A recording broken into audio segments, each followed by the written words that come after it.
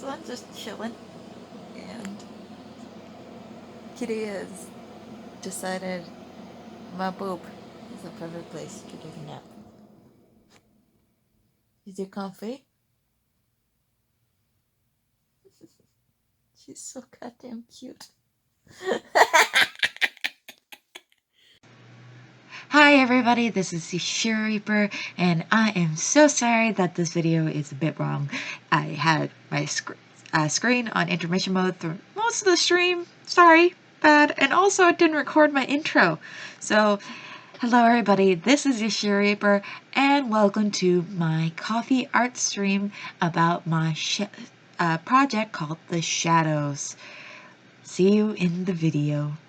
I'm wearing my weird track hoodie thing, because why not? So today we're going to be doing a stream. I'm going to set out the music while I talk about this.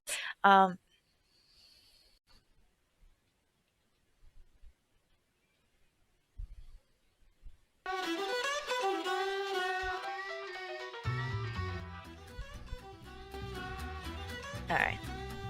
Anyways, today we're going to be streaming some art stuff as always. It's going to be an art stream. But today has a little special little diddle on top of that. What I'm actually planning to work on today is a project that I'm going to be working on for the next, I don't know how long it'll take me to do. But basically, if you don't know me or know what I've done on the internet, I'm a fan creator, fanfic writer, all that kind of stuff. But about, I want to say 4 or 5 years ago, I started a webcomic. And I have subsequently rebooted said webcomic because I wasn't happy with how I was writing it. And in the process of rebooting it, I got to chapter 2's reboot, and I realized that webcomics are just not my thing. I don't like webcomics. My style of art, like, I like doing art, but I'm one of those people that I can't spend for long periods of time just doing one little thing at the same time. And webcomics, I found was just draining my ability to want to create. And The Shadows is something I came up with, oh god, when I was like maybe 14. And I've slowly been developing over those years. And I realized something. I was like, you know what? Most of my creative strikes, like, my best creativity comes out when I do writing. Like, I've been writing fan fiction almost entirely. Like, I've been working on at least one fan fiction for the past, oh god, I want to say 10 years. I've been doing that for 10 years now. So I've always been more of a writer person. That's always been how I've been more creative. Like, I used to have, and I still do probably somewhere, binders and sheets and sheets and sheets upon sheets of paper with stories written out. And about, I want to say when I started the webcomic, for some reason I was just like, I'm just gonna not back up any of my written files that I had for The Shadows, and I lost all those files over the years. And a lot of the concepts, especially the ones that stuck, are still in my head. But right now, I'm currently working on rewriting the series into a light novel version. And if you don't know, light novels are a thing in Japan. I have a few on my shelf back there. Like, ReZero is a light novel. There is My Hero Academia light novels.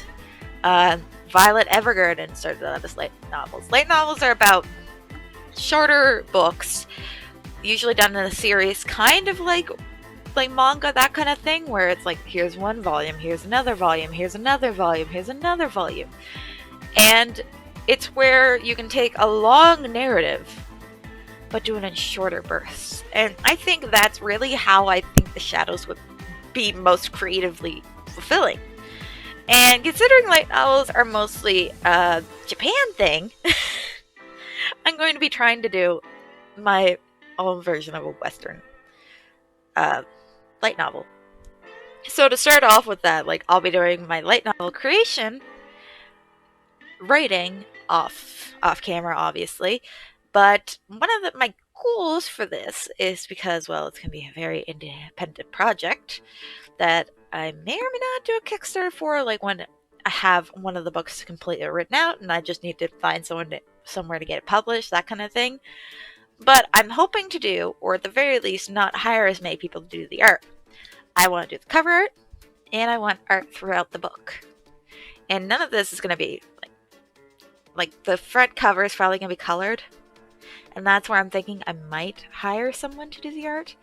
But throughout the book, I want there to be art, and I like drawing, so I'm kind of like working on number one, the character designs, so that if I do get an artist, I can be like, all right, here's their design sheets. Here's what these characters look like. Here's the style I generally want it done in. And that way they kind of have a more view of how this goes and that kind of thing. And also, I think it'd be like a good thing to have at the end of the book, just have character sheets so that people understand the little details that I don't think I'll be able to get fully fleshed out in stories, because I am going to be focused on plot, that kind of thing.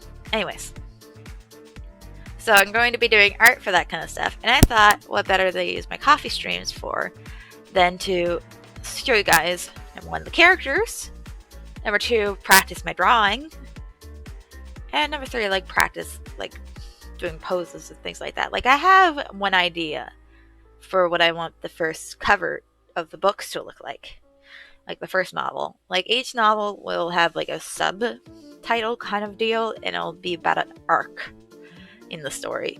Like, the first one is basically introduction of the characters, introduction to the world, introduction to the villain, and kind of the general setup. And then from book 2 onwards, it'd be continuing arcs. Like, this is a certain thing that we need to overcome, that kind of deal. So I'll be kind of discussing basically the general ideas as I'm working on them. And also, if you're wondering what I'm doing right now, my cat is, I don't know why, she always picks my streaming times as the times that she wants attention. So, yay. Yeah, over here, kitty. Hi, yes, hello, greetings. You do realize that you have like so many other places you could be. I'm also currently apartment hunting right now, so streams might be a bit awkward for the next little while. Like, next week I'll be streaming on Friday, and maybe one of the other days of the week, but Friday for sure. Kitty, what are you doing? What do you want? What do you want? Kitty, go play. Go take a nap. Why do you always gotta be all up in my business? You have so many places you could be, baby girl. Oh yes. Yes, like yourself. You're filthy. Welcome to streams being interrupted by my cat. Anyways. Gonna pull out the art stuff. So, while I'm practicing shit, I'm just gonna talk about the story and, do drawings. Because that's what you guys came here for. I don't know whether I'm gonna do this one, or I pulled up a bunch of these, like, kind of dynamic things, and I thought those would be cute to do with the characters that kind of fit those dynamic roles.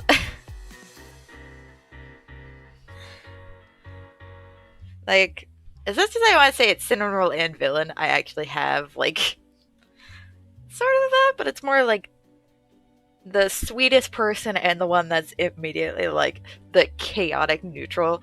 Just like, if it suits my meaning, I shall burn the world. That kind of character. Kitty! Stop trying to nip at my fucking thighs. I don't know why you're so incessant on doing that. Especially to my calves, too. Like, come on, kitty. And then, like, I can totally write. I'm gonna write the character names beside this. Like, Social Butterfly and the Bookworm. I won't exactly say I have this dynamic, but I definitely have this one. This is my boy, Leon. And this is my girl, Tally. And then there is, of course, Supportive Rivals, which is totally two of my main characters, Amy and Seth. This is them. The goofy idiot and the serious idiot. This could be totally, like, seen with so many characters. Anyways, I'm gonna do this one. Mostly because, one of the things that's part of the story is, I'll basically summarize it. I took a lot of inspiration from, number one, history, because I'm a big history buff. And two, from, well, American comic books. Like, specifically, people have called it out, and I don't really see it, but entirely, like, because this comic was also just based on historical events. It's X-Men as an inspiration. People have told me that I took from it. I don't really think I took from it entirely, but it's definitely where I'm like, yeah, it's definitely part of this whole mishmash. And Kitty, hi, what do you want?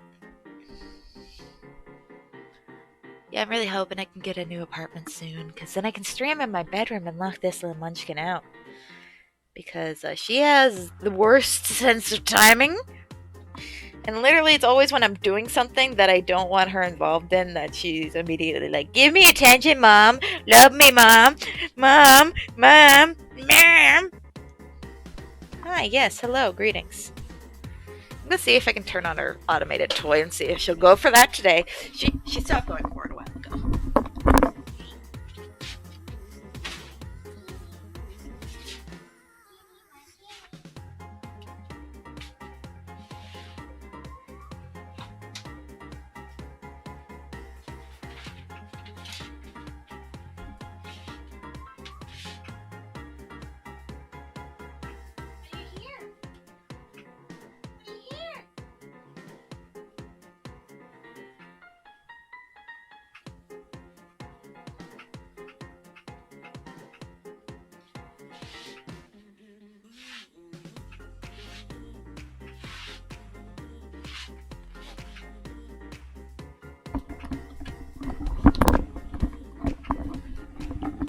Well, she's left underneath the desk, but I don't believe the toy is actually what's getting her attention. But I'm gonna leave it on and hopefully that she'll go to it. Anyways.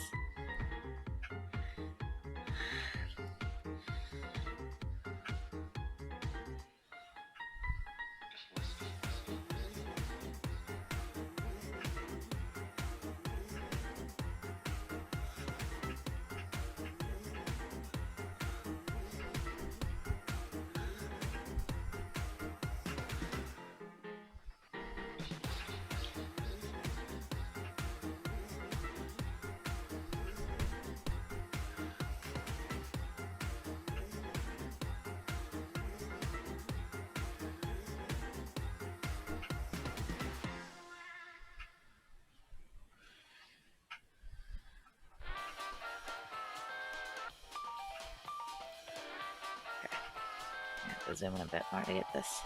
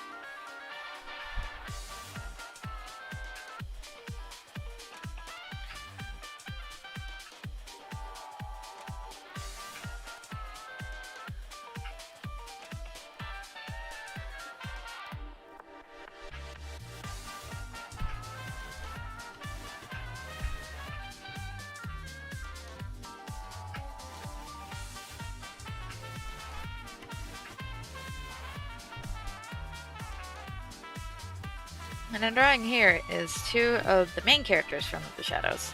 We've got main OC, main MC, Amy. She is what's this? A lot of her inspiration actually came from a headcanon I had for basically if you don't know, like a lot of inspirations for this. Like yeah, best friend at the same time. We were both coming up with like story ideas because we're both little creative minds. And I was at the time more focused on fan fiction, and so was she, but in like a different kind of light. Where she was creating like entirely different mythos, while I was creating in-universe kind of things, where it was like one or two changes happened and it created this different deal.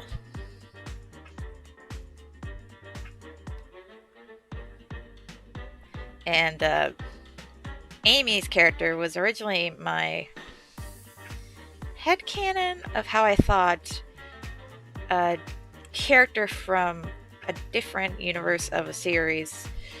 Okay, I'm gonna go out and say it. It was basically a headcanon I had for Mona Lisa from the 1987 show if she showed up in the 2003 Teenage Mutant Ninja Turtles show, and slowly Amy became her own thing over time. But like that was her basis. And Kitty, stop biting my fucking ankle. Hello. Say hello to everybody, Kitty. This is my cat, Kitty. She is a calico, and she's also very annoying. Mostly because I think being in like the tiny space that we've been living in for 2 years, and especially with the pandemic and me being home a lot more, it is slowly driving us insane. Go play. There. She found her toy. But yeah. Anyways, as it's going on, Amy was basically my headcanon of how I thought that character would have been adapted in the more serious show out of the 1980s show. And here's a weird fact. I started off, like, the first things I ever did on the internet was write Teenage Mutant Ninja Turtles fanfiction. I was a big part of that fandom for, like, most of my childhood.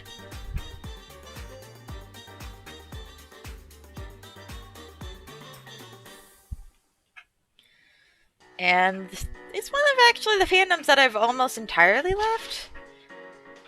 Like, if I see fan art around occasionally, I still like it and shit, but like, I don't know. It's one of those fandoms where I almost immediately, like, after high school, completely left behind. Like, I haven't even watched. I feel bad.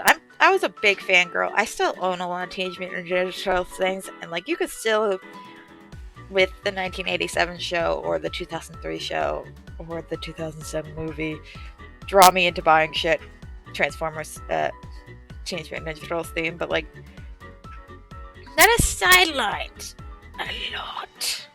Which is so funny because one of the first influences for the story was Teenage Mutant Ninja Turtles. Like, I had the idea of crime fighters, and my villain is actually based, like, originally, like, was kind of similar to a villain from the Teenage Mutant Ninja Turtles show that I liked at the time.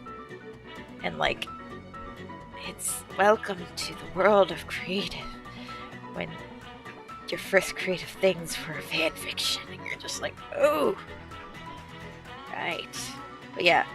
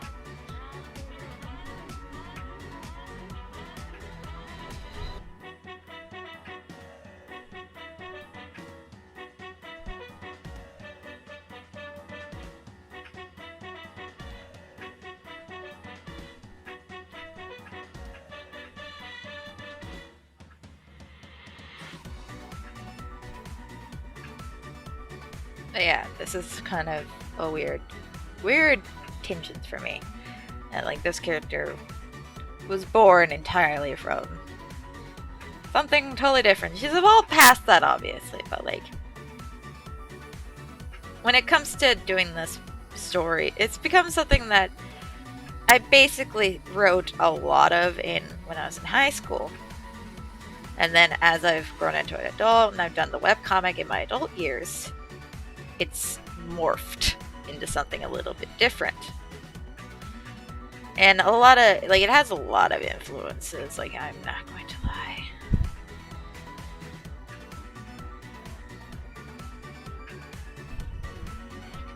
Kitty, can we not be, like, nuzzling me? Your mother is drawing and talking to the stream. Whenever I get, like, an actual, like, as I said before, when I pay off my credit card, I'm buying 2 things for myself. Hopefully. I want to get myself a desktop computer for streaming. And then I also want to get myself a brand new fucking... Oh, what's the brain word? Brain, come on, you can do it. I believe in you. Oh yeah, I also wanted to get myself a Switch Lite, because all my friends have Switches, and there's Pokemon and Animal Crossing. I haven't been playing Pokemon Animal Crossing, and it makes me sad. But yeah, I do want to get a stream, and if I did, I wouldn't be against putting a kitty cam, but it depends on how well she behaves. Because currently she's driving me crazy almost every stream, which is also another reason why I haven't been streaming a lot, because I just know that when I start streaming, it just becomes a thing where my cat's just like, Mom, you're being hyper and awesome and being full on you, and I want to be a part of it. And I'm like, Katie, you can't be a part of it. I'm streaming. Okay, fine. I'm done petting you.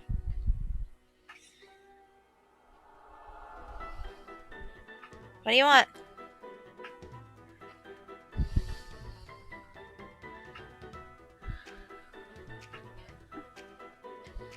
Nine. Leave me alone.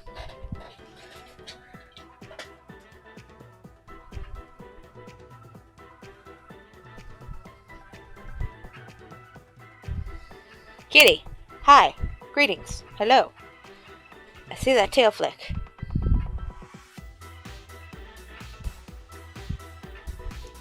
Okay. I'm just sitting here and you're biting me.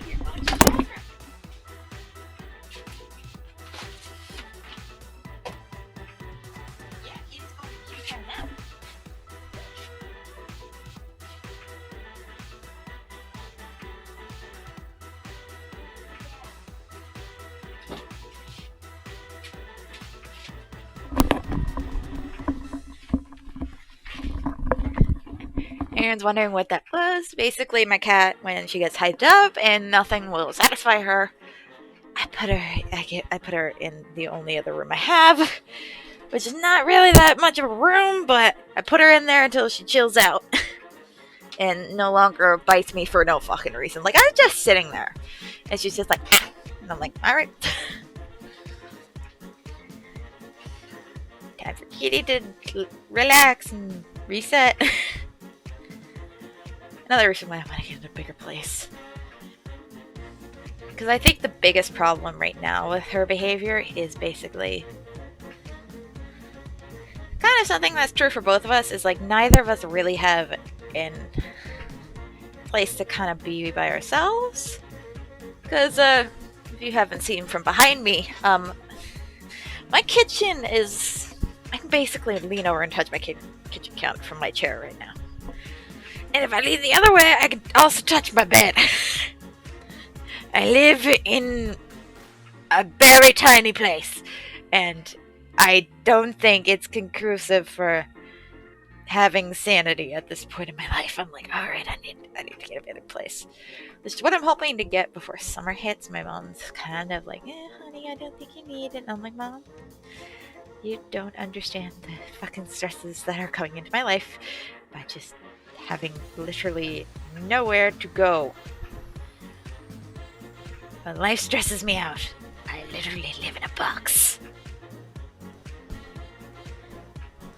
And it's not like I have family or a lot of friends that like have free time to give this to me. So like a lot of this is just basically like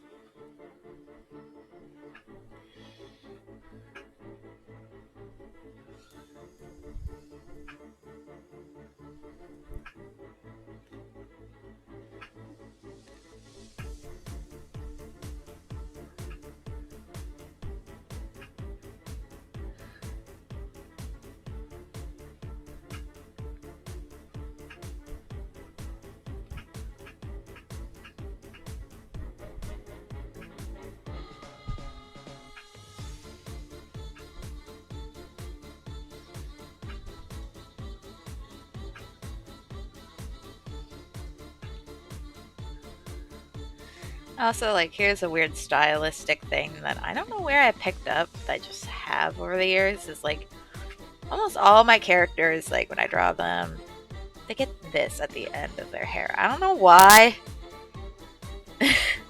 this became a thing in my art, but it just become a thing.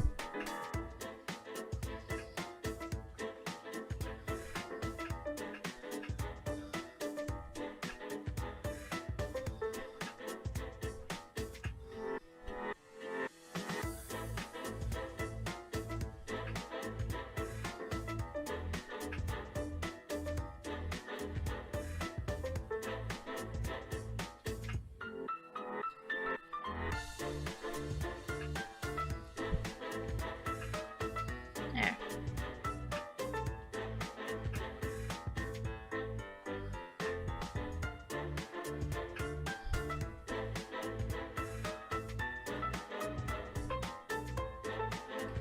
There.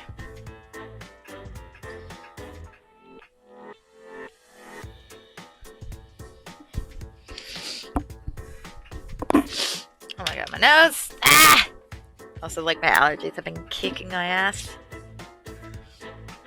I don't know why my allergies just hate me this time of year, anyways. But like this year, they're being like 10 times worse than normal, and I don't understand why. I'm just like, why? Bah. Bah. Anyways, look at this. Look at how. Look at how beautiful they look.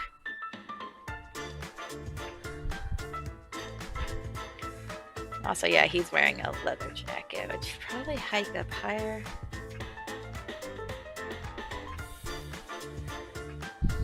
Yeah, that's about better.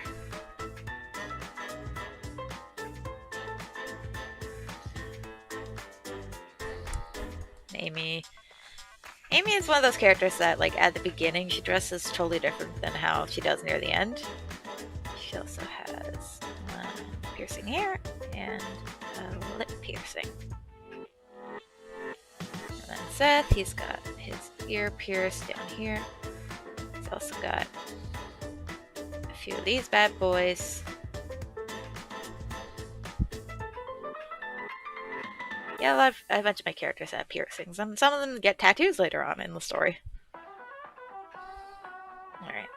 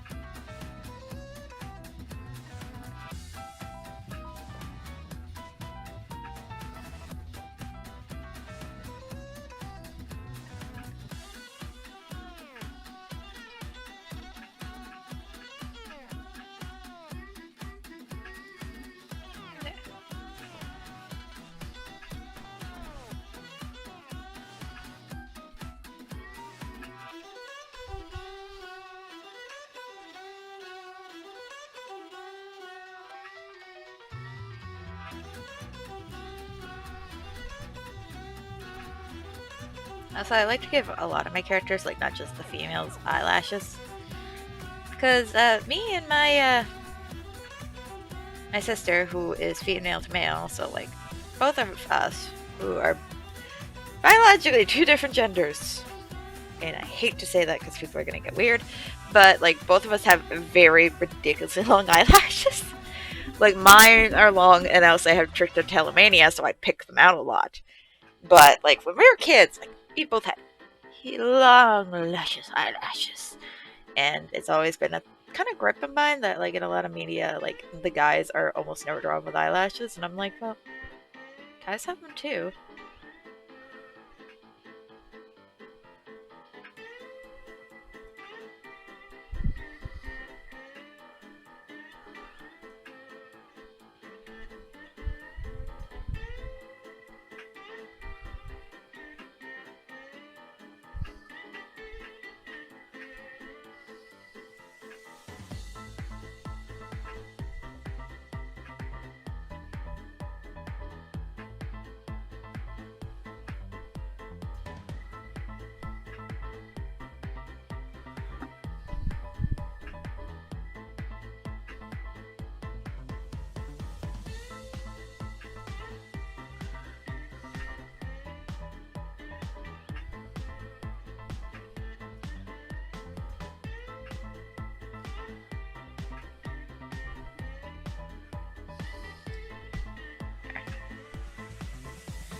Also, I like to give my characters varying lengths of eyelashes, like, not eyelashes, eyebrows.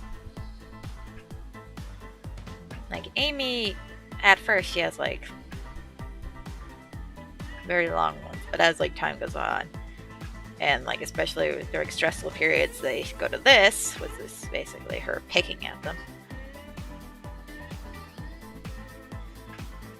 I also decided to give one of my characters trichotillomania. Because it's one of those weird conditions where I'm just like, you know what, not enough people know about this. Like, in my cast, over the years, it's slowly developed into a more diverse cast. It always starred Amy, who is very much a generic white girl. And then one of her friends was supposed to be half native. And now I just made him full native. I was just like, you know, fuck it, I ain't gonna pansy around with this. He's just a native boy.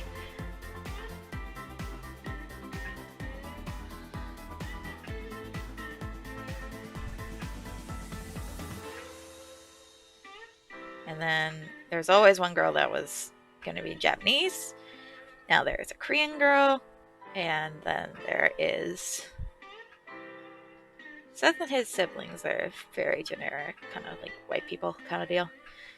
But then the brothers are all different, all of them. Like Seth here has PTSD and survivor's guilt, making him a bit more of a complicated character to write.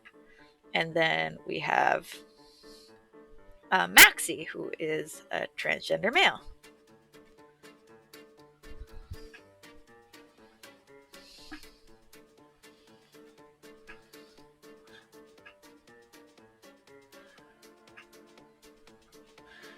And then there's a few other ones. There is...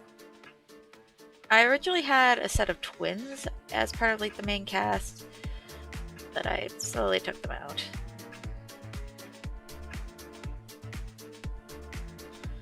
But they were going to be Russian. Might include them later on, but like I originally had them like in high school with Amy and a few of her other friends, but then I was like, like, this is not fitting in with the narrative I was kind of stringing along, so I'm just going to change that up.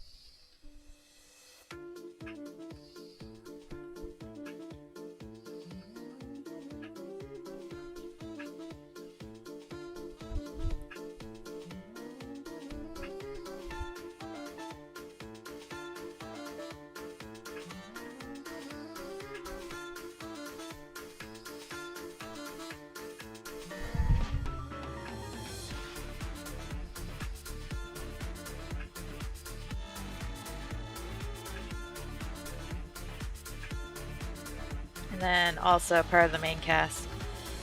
I was originally having them as two brothers, but then I thought about it and I was like, no, I don't want to have them as brothers because, like, one of the weird things I had was that they were like brothers that lived together, neither of them married, that kind of deal. So I was either going to go with that trope, or eventually I changed my mind against that, and I was like, you know what, fuck it. I'm going to turn them into, basically I made them a romantic couple, because I wanted them to be two separate. Like, I started out where they were similar. The way this works is, in the series, there is kind of, this is the X-Men inspiration. There are humans, and then there are shadows. Shadows are a subspecies of humans that developed, basically branched off earlier and like are kind of like almost a subspecies, like sister species kind of deal.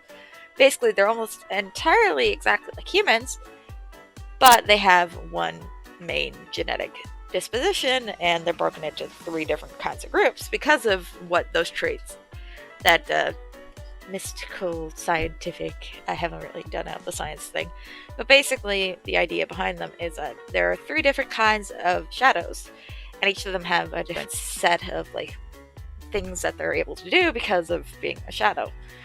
And Seth here is part of the Demon Clan. The Demon Clan are basically, they have elemental powers and they are supernaturally strong and are prone to fits of insanity. Hence, demon. like, and then we have other kinds. Like Amy is also from the Demon Clan.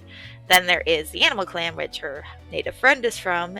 They are a subspecies of shadow that can turn into animals. They are mostly found in, yeah, I had like region lock kind of things that is tied to like mythos kind of deals.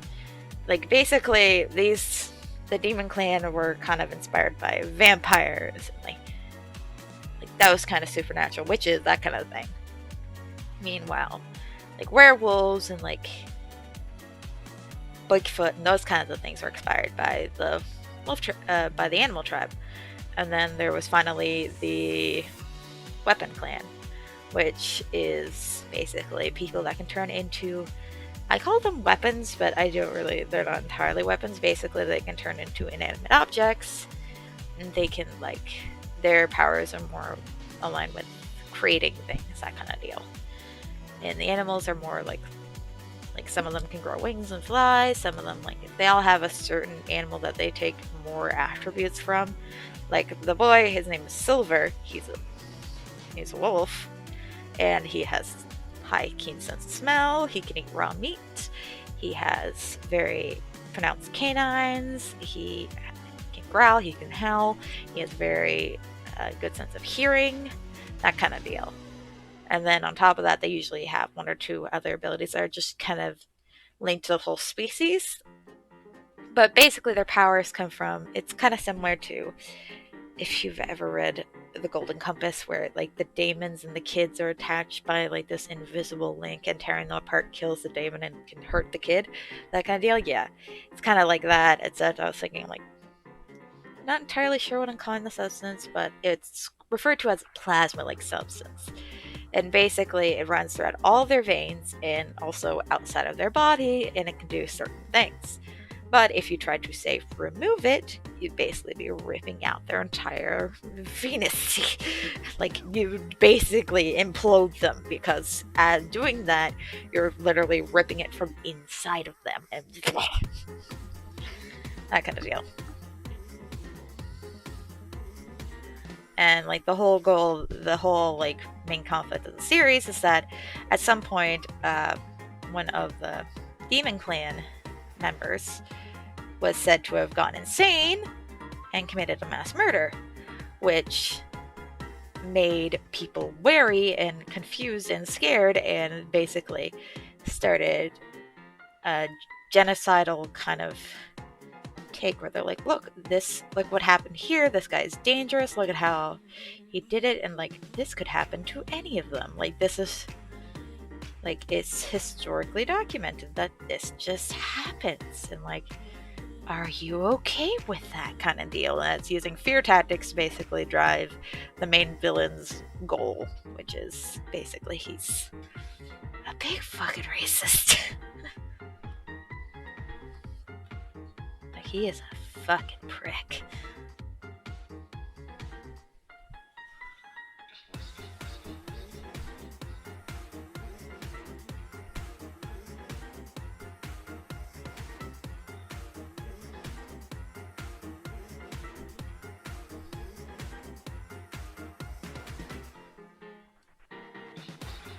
But yeah, he's kind of an immortal, basically, kind of deal. That basically has been doing horrible, horrible things over the centuries of his life to basically live out his one goal, which is basically the complete annihilation of shadows from the population of the world, and he starts in America.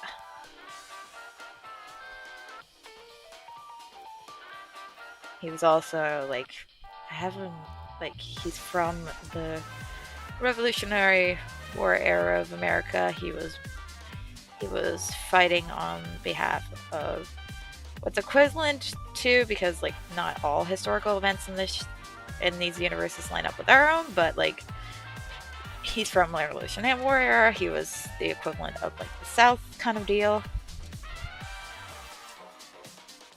and like he's a fucker. Oh, he's a fucker. Like every time I rate him, I'm like, am I making him too like cartoonishly bad?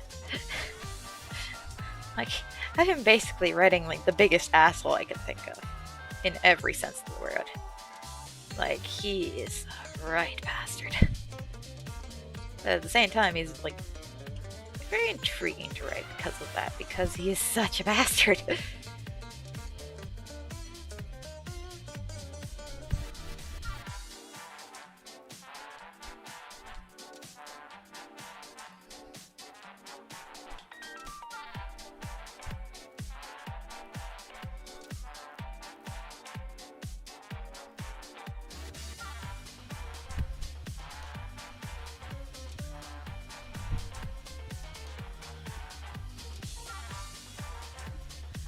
Yeah, like I don't know. I have a lot of fun writing this kind of character dynamic stuff. I have almost as much fun writing like pure bastard characters as I do writing other characters. Like Seth, he has PTSD, he has survivor skills. Amy is a very anxiety-ridden child. She has a bit of a trauma disorder, but not to the extent of PTSD. She was just basically had one or two traumatic events that, like, I don't really know how to describe it the best way. I haven't like really decided her disorders. I just know for one of them is trichotillomania. And then Seth here, his survivor's guilt, that kind of deal. He's also an extremely, especially in the early parts of the series, suicidal character. Like he has one of the like he's a self-harmer, that kind of deal. He's a mess. I like writing him because like as much as he is a mess, he's like I don't know. I like writing people that are like that actually have issues, that kind of deal. Like one of my favorite things that came out recently from media, where I was basically like, I know a lot of people didn't like it, but I did because it like actually showed like the writer taking into account what a character goes through and how that mentally affects them. And that is Steven Universe Future, where it came out that Steven has complex post-traumatic stress disorder from a severe of extremely traumatic events as a child, of basically being a child soldier and all that stuff. Like, is very, very good, and I love it because it was very much taking into what this character went through and realizing that, yeah, no one's coming out of this unscathed. And I appreciated the show for going there. And that's like one of my goals with all my characters, is that whatever shit happens to them, it fucking, like, the effects don't last an episode or maybe like a little bit. No, that shit is everlasting. Like Seth here, his big emotional thing that affects a lot of his early years of the show, of the story, is the fact that when he was, I think I had it about 6 or 7. He was out with his mother, who was then shot and killed in front of him. And from that, he has a huge layer of survivor's guilt, a huge layer of depression, and then just he's kind of a wreck of a character because of that. And I didn't want to shy away from those kinds of things. I'm like, no, this shit affects him. And it will affect him for like the majority of the series. Like, he gets help later on and he does improve. But what fucking shit happened did not just go away. It's not like, hey, I feel bad too, and immediately all the bad shit goes away. Like, that's not what happens. Like, it has lasting fucking effects. And like for Seth, it's kind of ingrained, especially like in his early arcs as a character, I just have a lot of that where I'm just like, no, like this shit affects him. Like it fucking works. It's fucking done its damage. Also, yeah, this is like, I'm gonna scroll out on this one. Like this is basically a lot of the main cast. It's horribly drawn. I'll talk about them individually, but basically we've got my boy Silver here. He's the half native. We've got the gay uncles. We've got Cassian, and we've got Vinny. Then we've got our girl Catherine, who is Amy's mother, Amy. Then we got Seth, Danny, Leon, and Maxie, my trans boy. Then we've got my Korean girl, Lee, who has very well hair. Japanese girl, Amy, Tally. We've got Amy.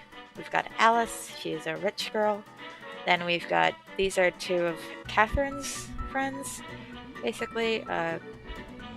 This is Tegan, and this is Alphonse. And then over here we've got Andrew, who is the Seth, Danny, Leon, and Maxie's father. And then, of course, there is the character of their mother, who is dead, but also plays a big role in kind of their character development kind of deal. Also, no, I'm not saying that.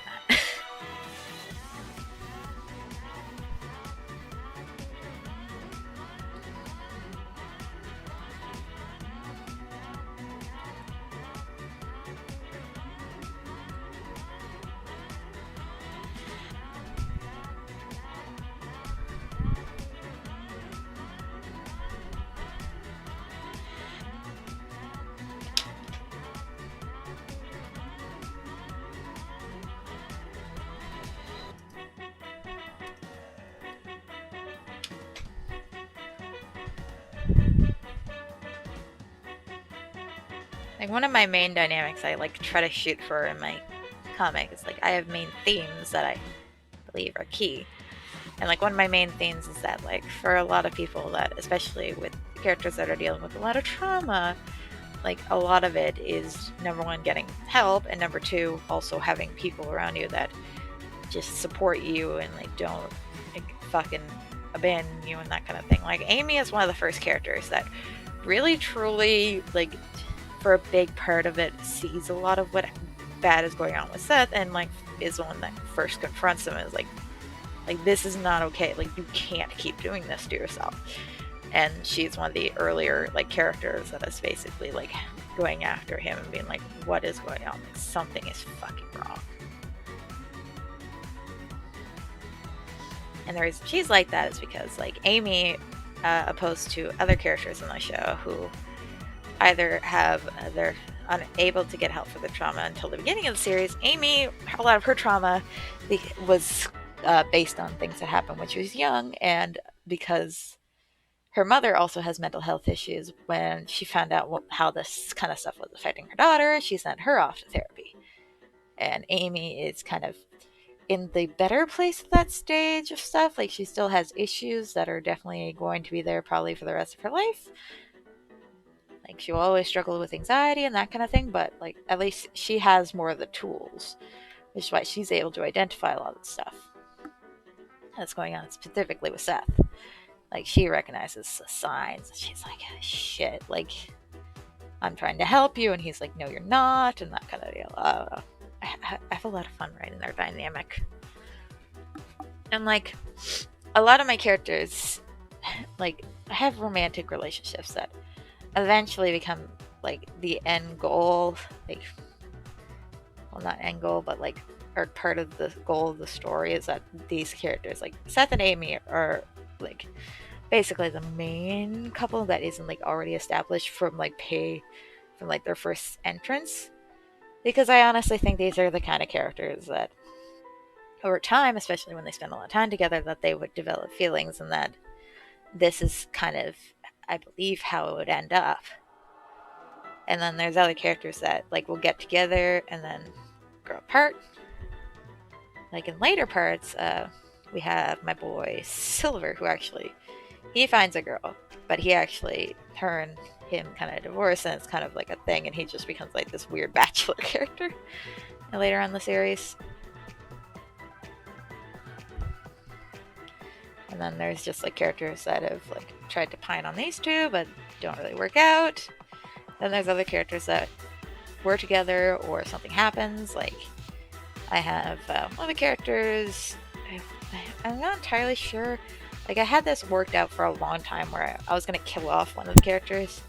I don't know if I'm still gonna do it, but I like kind of want to, just because I want to explore the idea of just like what happens when the person that you're like, this is who I want to spend the rest of my life with dies, that kind of deal. And I'm like, I want to explore that so bad. But I don't know if I want to do it anymore, but I think I probably will.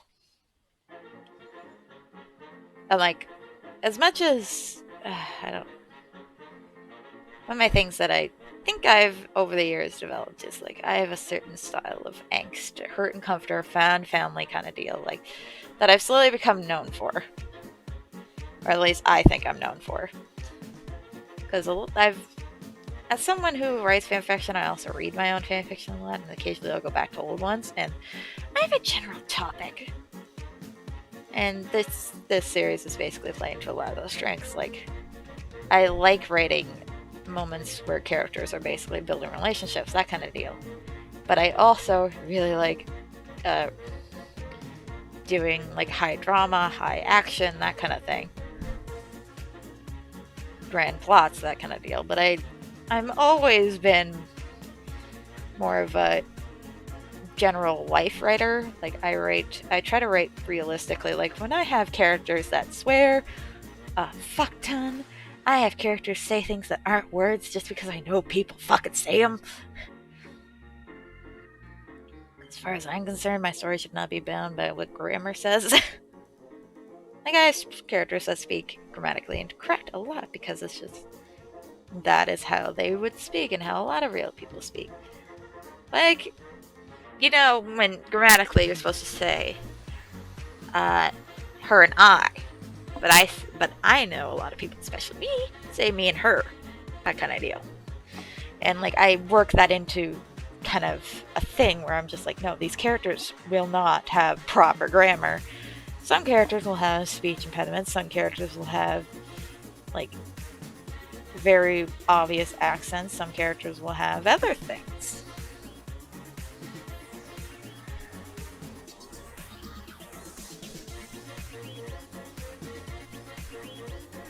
Like Seth is very much a user of yeah and ain't. And also per F and swear.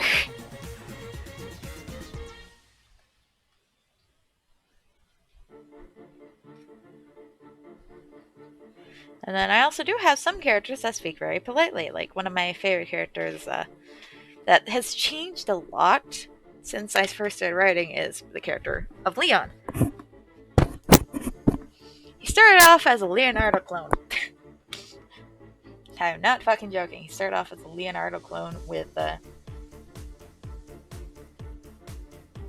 with like a disability, and then slowly he's become like this very polite boy.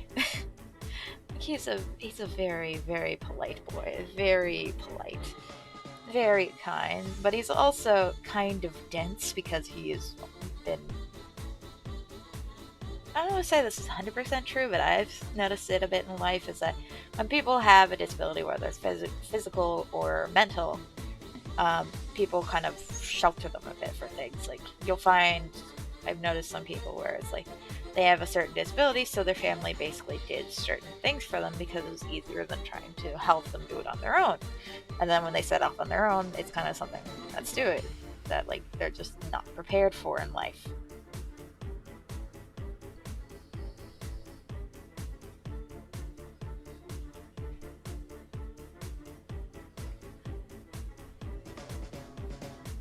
Or it's just that due to the nature of their disability, they just don't obviously know that thing. But, yeah. Definitely think when it comes to stuff, he's a character that has changed because I think my view of that kind of stuff has changed over time. Like, his character is basically, he is blind. But it's similar to, I want to say Toph, yeah, similar to Toph, except his thing is that he can't see humans, he can see shadows though, because he can sense that the energy of their shadow, which for separate people comes off as different kind of feelings, so he's able to tell that kind of way. But for the most part, items, humans, that kind of thing, he's completely blind. He can't see anything. But when it comes to that, he also is just very, very naive. Like his thing was that he was the eldest, but Seth was kind of put in charge of him and all his siblings because, well, the eldest is blind, and a lot of the shadow characters are kind of stuck back in time. Like, I have it happen in the 80s, but like as a generality, I say this universe is a bit behind in certain things than the main world. So back in like the 80s when all this stuff was happening, a lot of them still had very, very old-fashioned views, that kind of deal.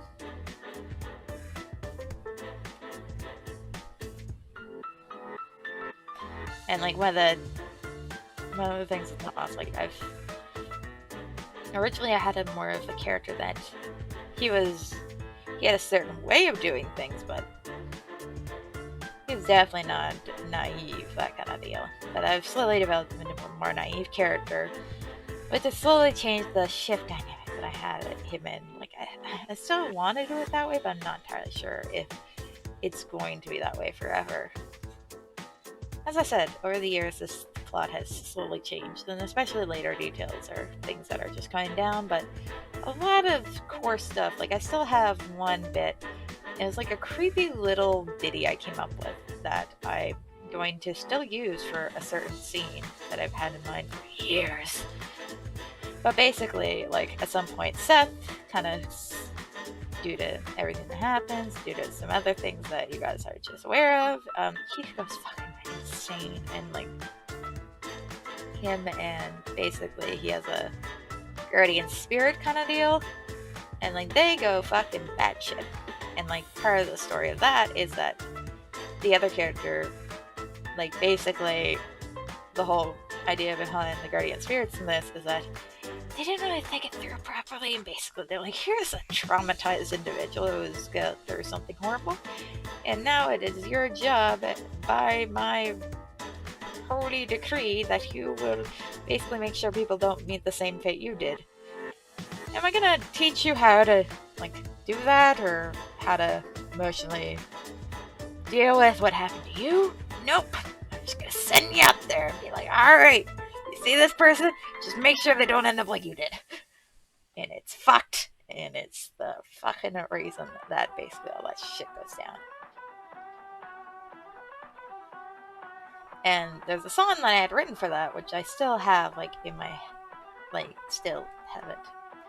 And it's going to be a part of the series. It's a drip, drop, heads rolling on the floor. Drip, drop, a sword through the heart. Drip, drop, the color of blood is red. Drip, drop, red is the color of me. And it's basically like one of those creepy little things, like if you've ever seen the Tim Burton Alice in Wonderland things, like that's kind of what inspired that little ditty, or like Alice Madness Begins, that kind of deal.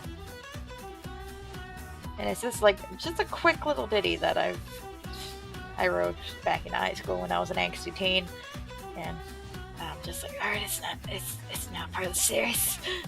It's a thing. It is staying.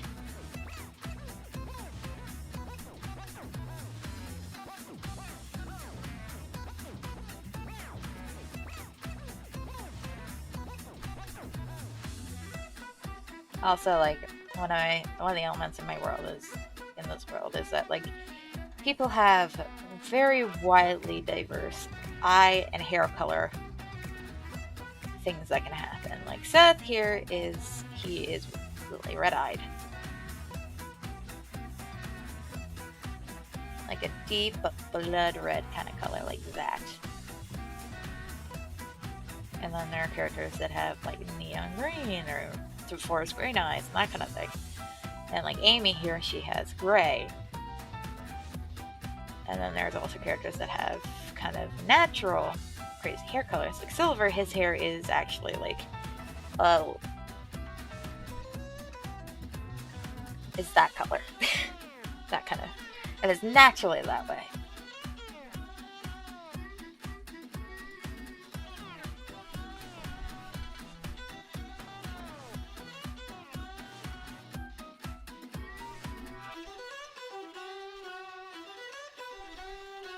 And also, like, characters over the time have different styles. Like Seth, for a lot of the early parts of the series, he only wears one sort of outfit, which is he wears something that has long sleeve area kind of deal and has like covers him up, which is later revealed that he does that because he is a self-harmer, and basically it's his way of making sure that none of the scars get noticed by people. But like later on in the series, like I think like when he's an adult, he's the kind of guy that would get away with like wearing short sleeves and that kind of thing. Like he grows past it eventually, but like very much in the early series. And like he wears the same certain kind of things and they're always worn because he would rather his siblings have nice clothes than he have nice clothes. Meanwhile, Amy, she starts off wearing mostly kind of hoodie, jeans kind of thing out because it's just, well, it's comfy and she's very much a character that lives by comfort. But over time, she slowly like develops certain things that she likes wearing. Like later on, she has a thing for wearing like plaid and flannel and that kind of thing.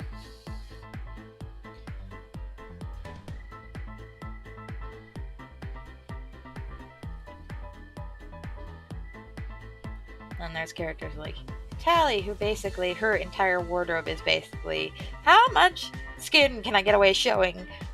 And with goth punk styling, can I get away with before someone calls to cost on me for indecency?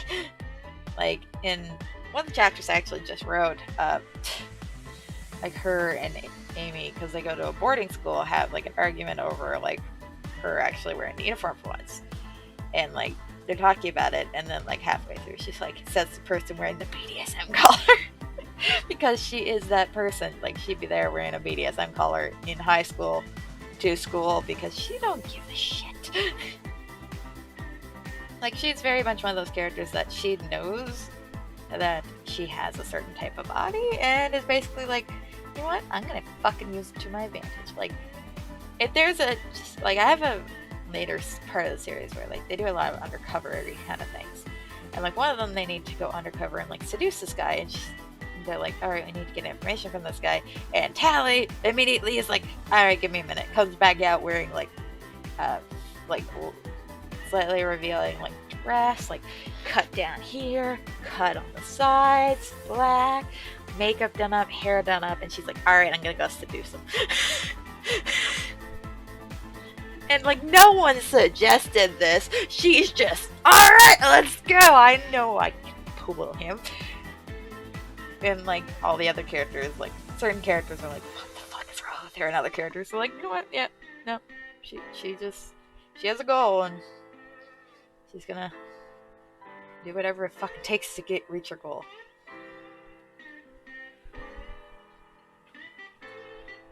Like also, one thing I love about Seth, it's him as a character, like for his design, like when he's younger, it's very much he wears old ratty things. The only thing of like any sort of class he has is he has a leather coat that he wears a lot. And like this leather coat is beat up and shit. I don't know how to draw beat up things clothing at the moment. But like he wears this one leather jacket, like real leather jacket for like ever. And it's like a black leather jacket. It's got the high collar in the back. It's got the snaps in the front. And it's like basically anytime he needs to wear a coat, it's basically that. And then we've got my boy Maxie, who is adorable. And like his thing is very much skater. Like he likes wearing flat shoes, like skater shoes kind of deal. He likes wearing shorts. He likes wearing graphic t-shirts.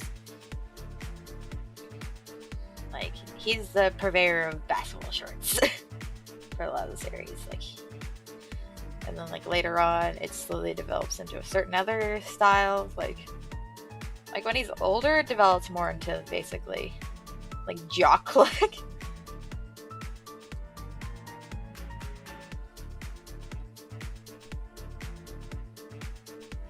But like when he was younger, it was basically like skater boy kind of deal. And like one of the things I have with him is that, well, because he is male to female, I mean female to male, for a lot of like the early things, like he's depicted as cute, and while a lot of characters actually don't like mistake his gender, they think he's younger than he is.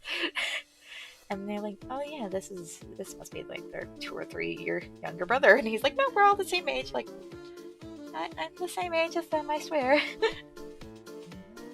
But like later on in the series, he's able to like get more traditional things done, and like he's the kind of like when he grows up, he's the kind of person that just loves to wear stubble. Like he just likes the look of stubble and just always has stubble, and then like a tiny like goatee kind of thing.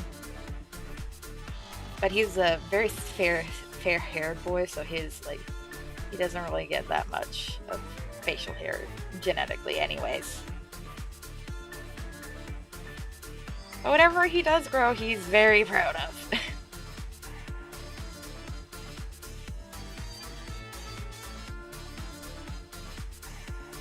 And then like Amy is very much a comfort character, and like I interpret her style to my style's development. Like when I was younger, it was layers, hoodies, comfy things, graphic t-shirts, hoodies, that kind of deal, and like comfy pants. Although she has more of a preference towards wearing jeans for practicality mostly. But like in school, like when she's out of like not doing her normal thing, she likes to wear like cargo pants, that kind of deal. But as she like grows older, she starts like whenever things like when she's older, she loves wearing tights like I do. And then she's just an interesting character, great in like design and all that kind of stuff.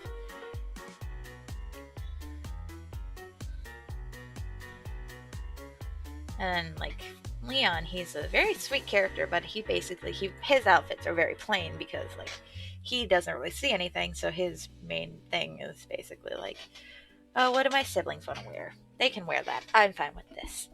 Alright, I'm gonna take a quick little break. I'll be back in a minute. And also, I realize I haven't done that. I'm sorry, you guys have been watching that on a very small screen. I'm an idiot. Go to Fiber Main. Alright, I'll be back. I'll be back.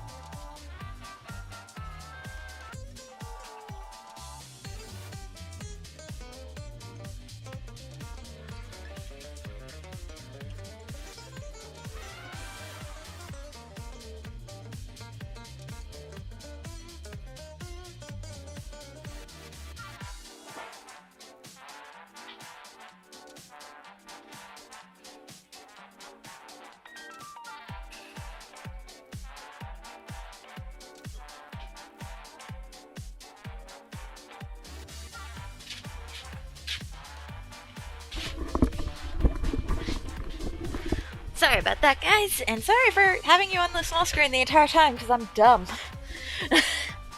Anyways, moving on! Right back to this stuff. So yeah, it's been like a lot of things I've been slowly changing about the story over time. But yeah, I've been basically thinking about this for a while. I've been sitting on it for like 4 months or so since the last time I did my webcomic, and I'm like, I don't want to do that.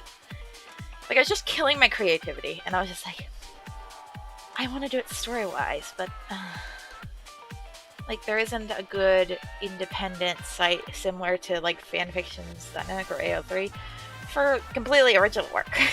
So I was like, I don't really know what to do here, like,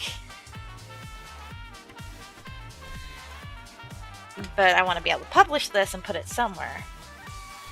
So for now, I'm just going to work on it, write it out, hopefully get the first volume done.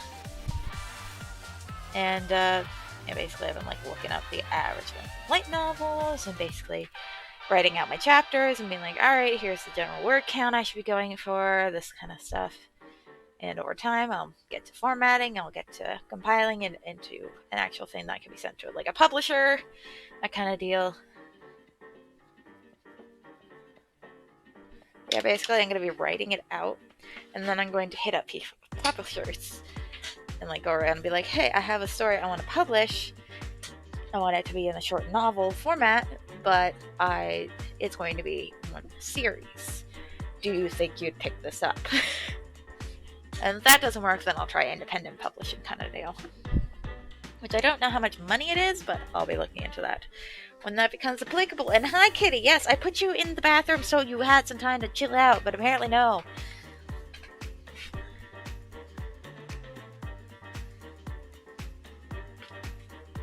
Sorry, I'm playing with my cat.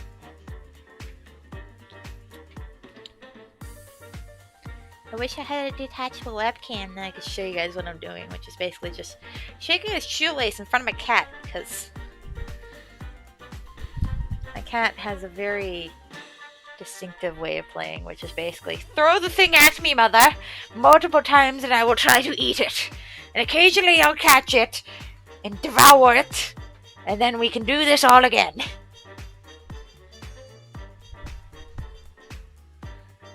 Occasionally I'll just like smack her in the belly with her toy and I'll be like, play! Try Kitty. You like my old boot shoelaces, don't you? Before I bought mile-long shoelaces that I totally thought were just going to be a tiny bit bigger from my boots. Turns out I went another size way too up and I have like foot-long laces, but hey, I'm one of those people that likes to tie up my laces, like do the bow and then tie it up two or three times so that it doesn't go loose throughout the day, because I'm crazy. So, to be honest, it's kind of a benefit.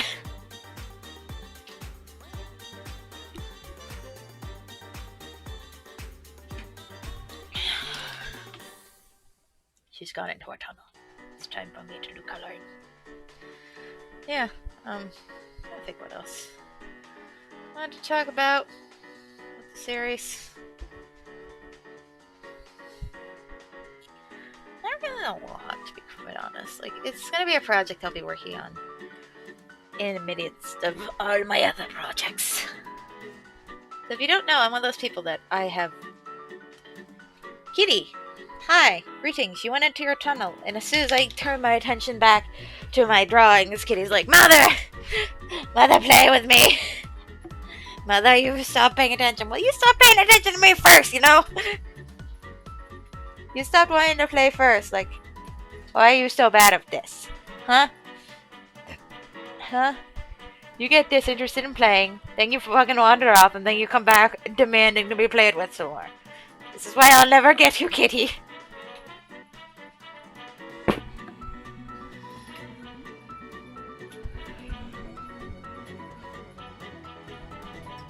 Like, I'm looking at getting her another automated toy because she got bored with the current one I have. But, like, I know she'll eventually get bored with that one too.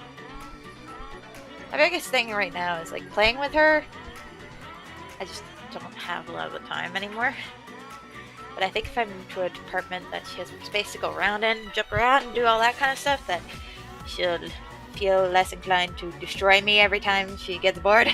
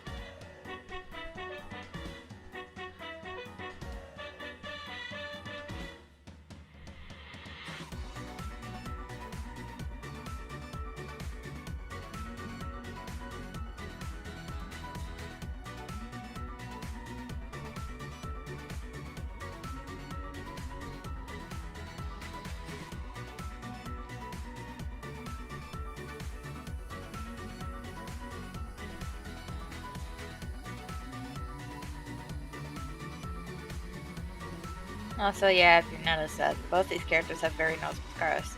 They both have, like, Seth has a scar on his other eye. Amy has a scar on one of her eyes, and also a scar running over her nose. And Seth has the scar on his eye, his two scars going along that area of his chin. And then he also has his other scars that are hidden under his clothes.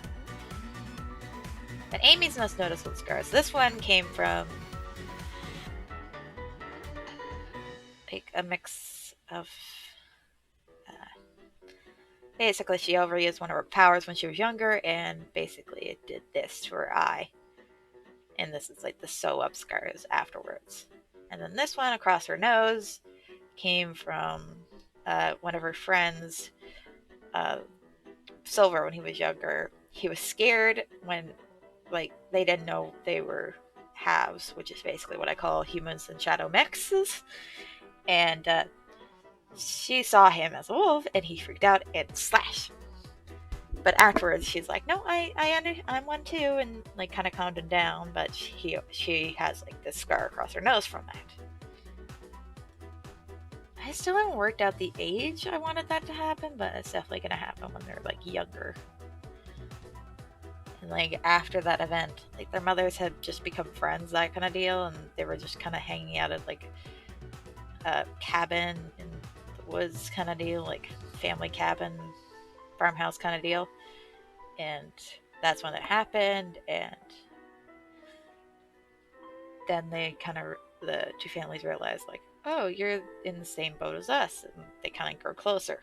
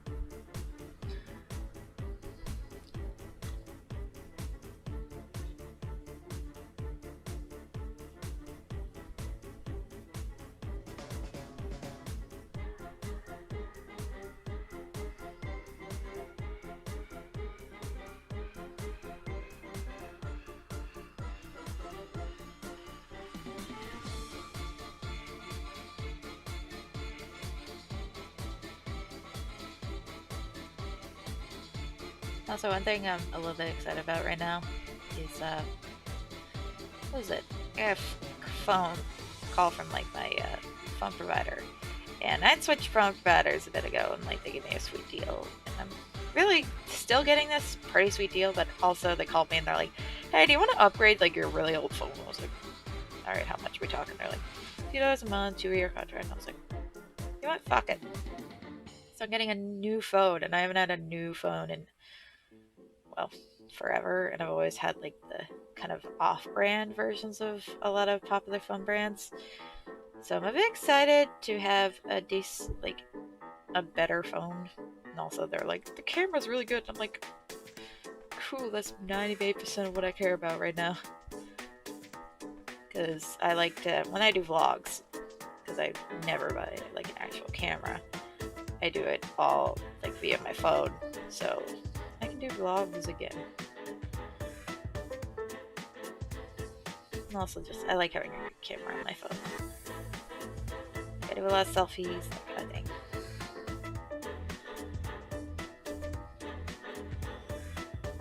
And it was just really nice to know I was getting a deal on my phone.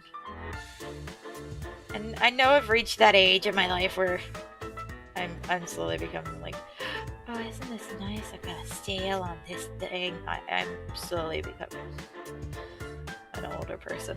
People are like, but you don't look old at all. I know. I'm not technically that old. Like, I work with people that are like in their early 30s and that kind of thing, and like I'll joke about being old and they're like, you're not old. And I'm like, yeah, I know I'm not. Which is why it's almost worse that I feel old. Like, I am going to be 25 soon. This month coming up, I'll be turning 25. And like, I feel like I am turning like 30. And the body of someone much older because I've injured myself when I was younger. Like, I have a really bad back. Like, I hurt my back when I was like 18. So, like, you know how when you're older, like your back starts to ache and that kind of thing, and like a lot of the memes sort of like, hey, you ever notice like when you're like 30, you sleep funny? And yeah, I'm already at that stage because I threw out my back when I was, oh god, I was like 19. No, I was 8. Maybe I was 19. I threw out my back when I was really young. And like now I just have a poor back. And because I've had a poor back for so many years, like the progression of getting worse after you like hurt your back is pretty fast. But luckily for me, number one, I have a high pain tolerance, and number two, I am a flexible son of a bitch. Like I can bend myself in half kind of deal. Like, I'm flexible. Like, every time I go to complain about my back to like a doctor, and they're like, can you touch your toes? And I'm like, yep. And they're like, oh, that's good. And I'm like, yeah, I'm flexible. My back's still sore though. Like, people not automatically think like, oh, you're flexible, that means you're good. And I'm like, no, I'm just weirdly flexible. There is no secret elixir. Like, my back is not subtly better because I can bend over and touch my toes.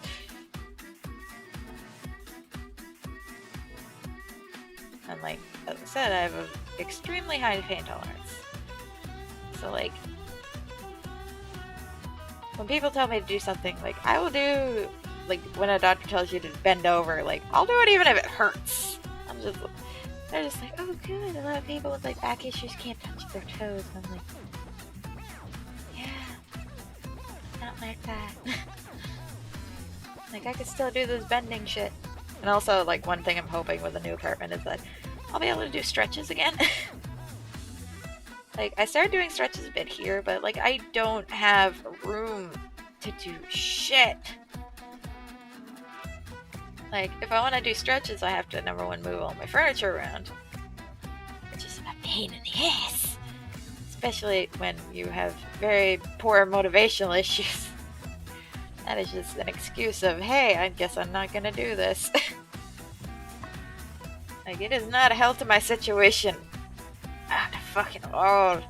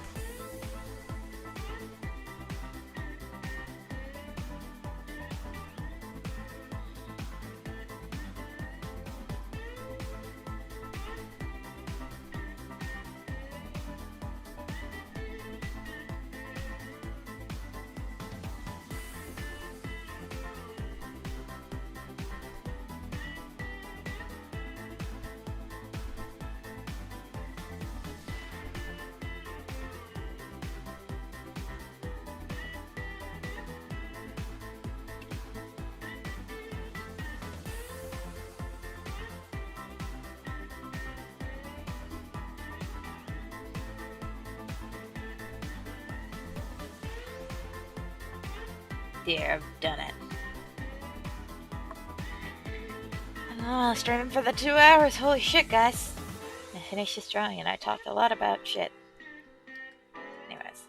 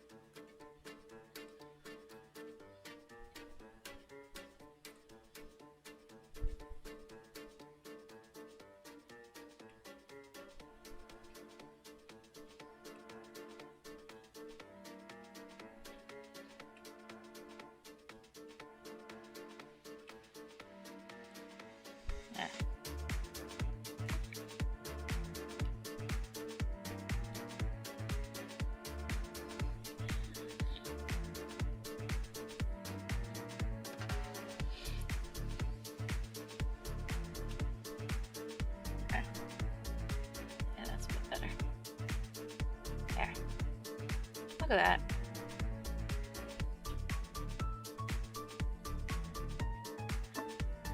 You guys looking fabulous. They're looking beautiful.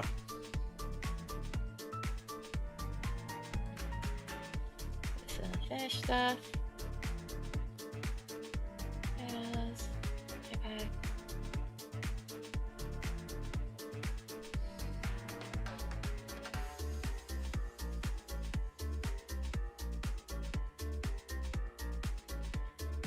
That looks very like shit that I've done. Like, I'm working on a teaser. This is like the basic teaser that I came up with, just like because I'm going to be teasing like me writing the light novel and like that kind of stuff.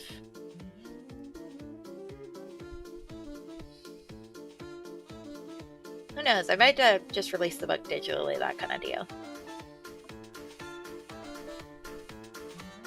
Yeah, that's like one of the cover ideas I had, which was younger Amy and older Amy. Like, a few things I've also changed is, like, originally I had it where basically she didn't try to hide her identity a lot, and I was looking back over that shit and I thought about it. I'm like, you know what? That's a little goofy that she's not hiding her identity in any way, shape, or form. So I came up with the idea that she wears, like, they became popular in the pandemic, the neck gaiters. So she wears one of those that obscures and only shows, like, her eye area.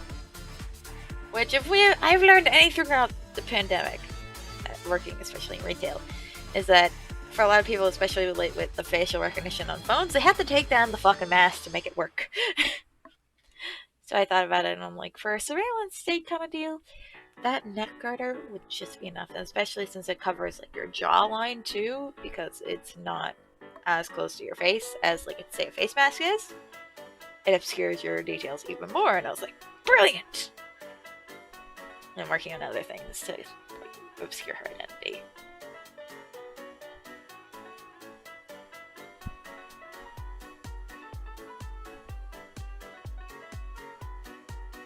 Yeah, the neck gaiter was something I came up with where I was like, yeah, that makes a lot of sense. And also I had the idea, I didn't put it in the drawing, but she has a sheath on one of her thighs, and then she also wears, like, kind of a fanny pack kind of deal, like a holster that has emergency supplies and that kind of deal in it.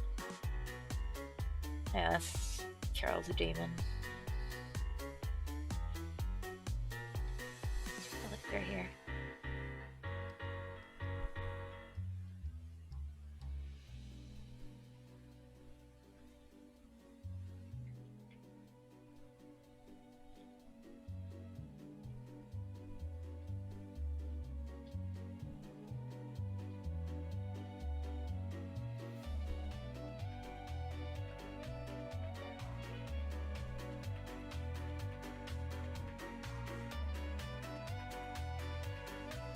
I like this one. I'm gonna pull this up. Explain this little thing to you.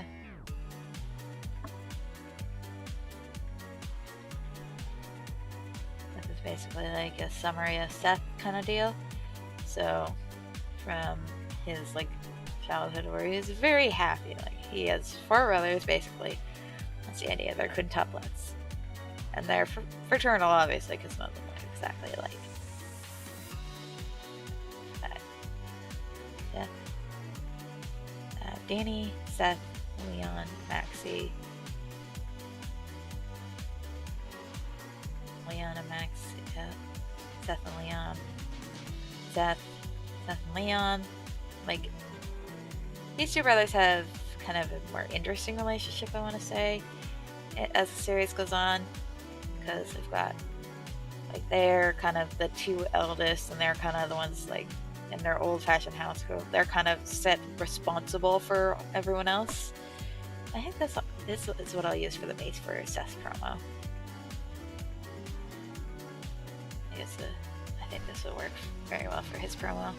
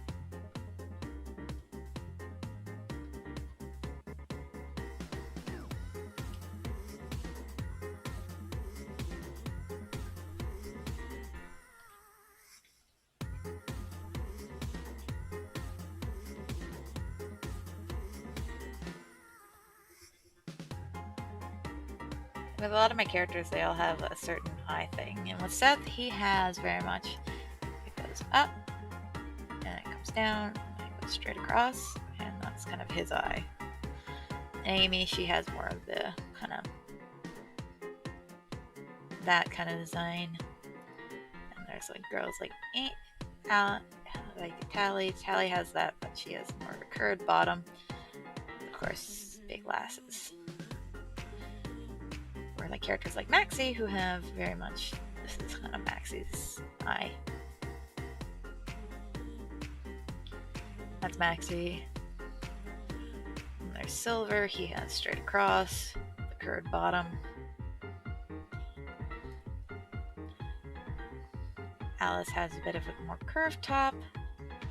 Hers is very down, and then a bit of a curve at the bottom.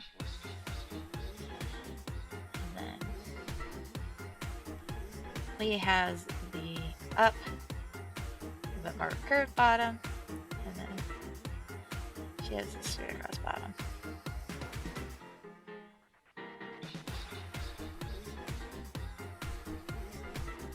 Like all my characters have a certain eye look.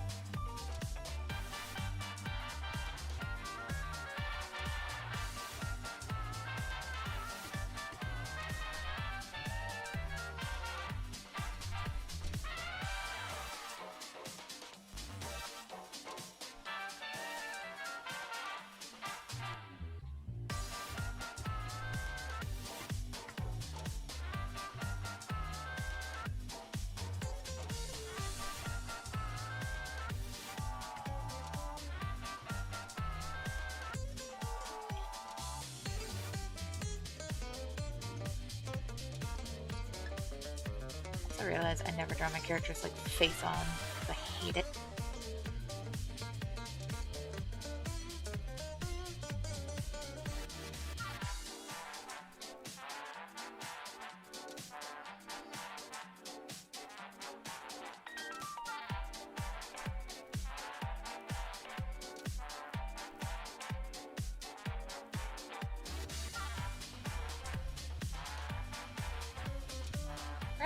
shorter I had his hair back then. Like, his hair length now is about down there.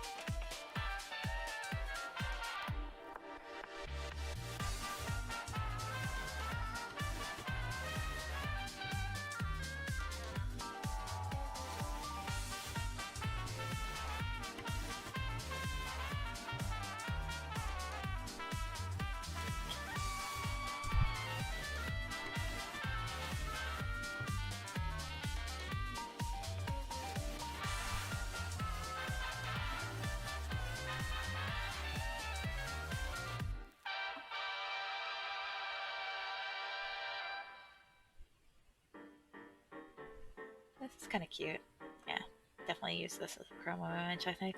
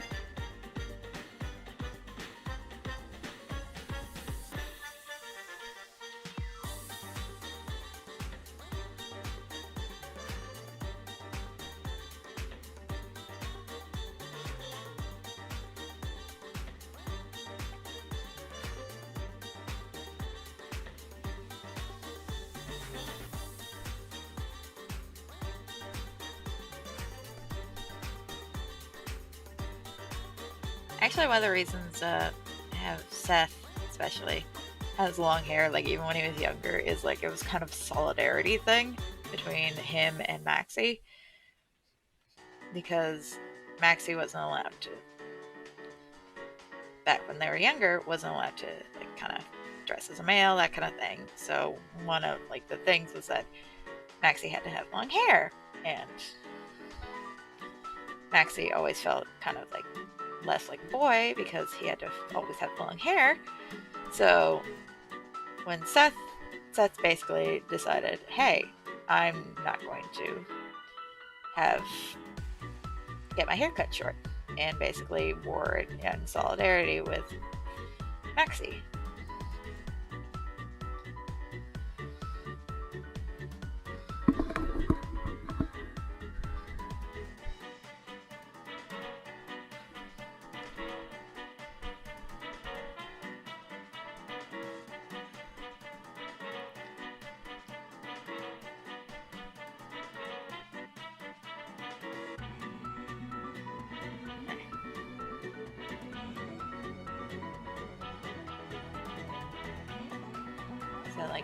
So like Seth, and like this is kind of a feature he keeps for I think most of his life. Like I only have him kind of cut it down when he's like older, but like for most of his years, like he has longer hair. And then Maxie, like later on in life, Maxie goes from having like hair down to about here to having hair that goes to about shoulder, and like he keeps it back in a ponytail.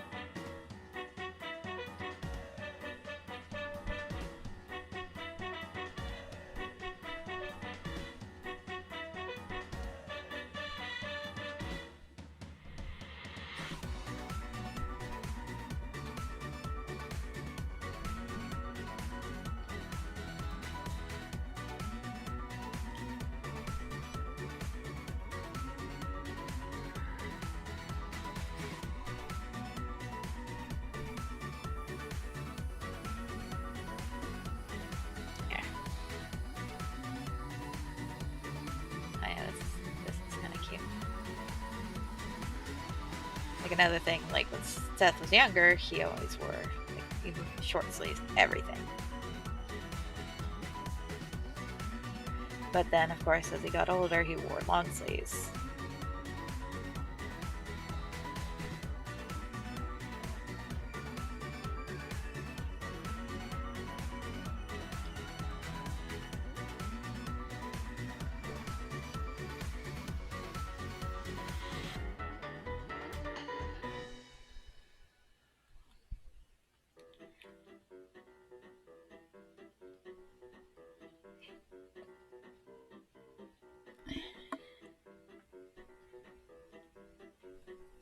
Seth is a very cute little baby. Like, look, he's so cute.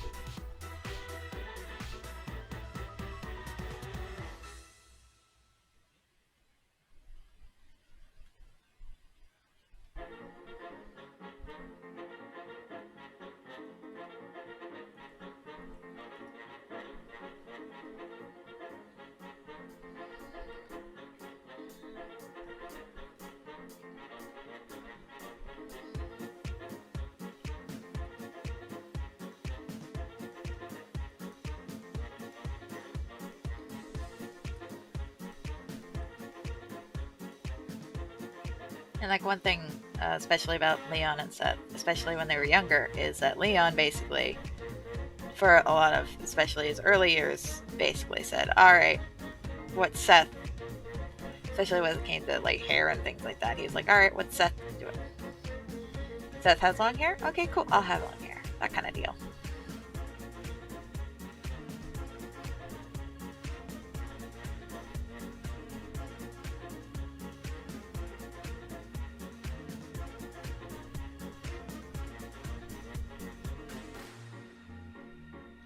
And unlike Seth, Leon actually keeps his hair long throughout like his entire life. Like it's just something that he just never parts with.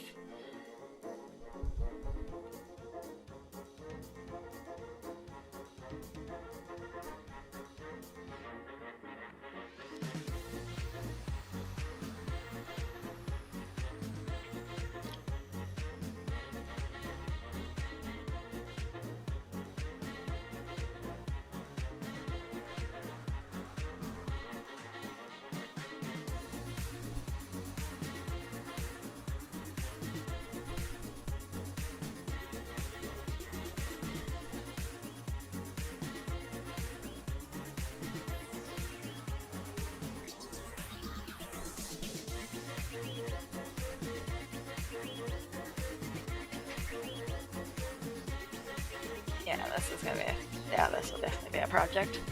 Alright. Hopefully you guys enjoyed this little stream. Hopefully you'll come back for more. If you want to see more of my streams, subscribe to me here on Twitch. I also post all the streams up to my YouTube channel with edits and stuff like that and thumbnails. If you want to see more of my stuff or help support me, check out my Kofi page, coffee.com/Yashiroreaper. As I mentioned earlier, I write fanfiction on fanfiction.net and AL3. I'm on DeviantArt. I'm on Instagram. I'm on Tumblr. I'm on Twitter. I'm on here on Twitch. And yeah, hopefully you guys enjoyed. And if you want to stay up to date on the Shadows Project, check me out on Twitch and also follow my Kofi. So thank you, love you guys, and I shall see you in my next stream, which will, I'm not entirely sure when it'll be. It'll either be, I'm thinking,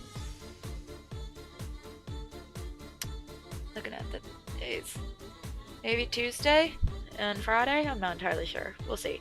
So thank you, and I love you.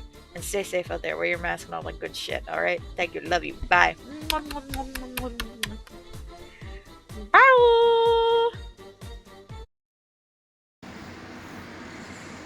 Kitty is lying with me. Her feet on my belly, her belly stretched out in her floof, floof, floof, and her sleepy little face. I have a kitty napping with me.